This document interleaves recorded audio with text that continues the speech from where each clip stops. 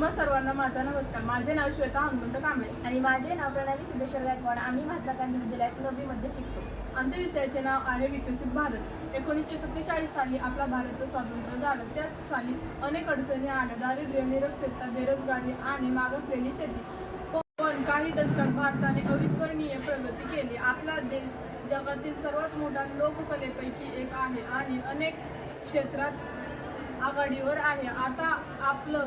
आता आपलं मोठं ध्येय आहे विकसित भारत 2047, म्हणजेच स्वातंत्र्याच्या 100 वर्षानंतर असा भारत जो आर्थिकदृष्ट्या मजबूत, शिक्षित, सुरक्षित, आत्मनिर्भर असेल.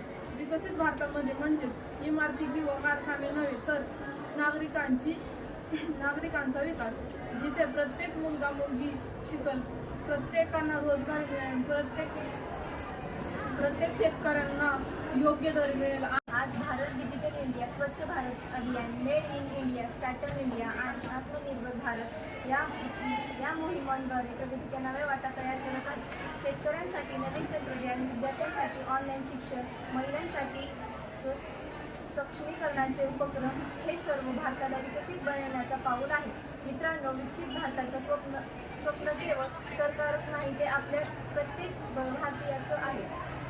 आपण प्रामाणिकपणे काम केले, जबाबदारीने वागलो, देशप्रेम जपलं तर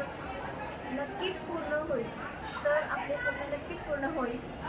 विकसित भारत म्हणजे पर्यावरणासोबतचा विकास. आपण स्वच्छ ऊर्जा वापरूया, झाडे लावूया, प्लास्टिकचा वापर कमी करूया, कारण हरित भारत हाच खरा विकसित भारत. माझ्या मते विकसित भारत म्हणजे असा देश जिथे प्रत्येक नागरिक शिक्षित, निरोगी आणि आत्मनिर्भर असेल, जिथे स्त्री पुरुष समानतेचे समाज उभारतील आणि गरिबी, भूक व बेरोजगारी यांचा अंत होईल. भारताच्या विकासात शिक्षण हा सर्वात मोठा पाया आहे. शिक्षण म्हणजे फक्त पुस्तकी ज्ञान नाही, तर विचार करण्यासाठी क्षमता, मूल्यांची जाण आणि नवनवीन शोध घेण्याची प्रेरणा आहे.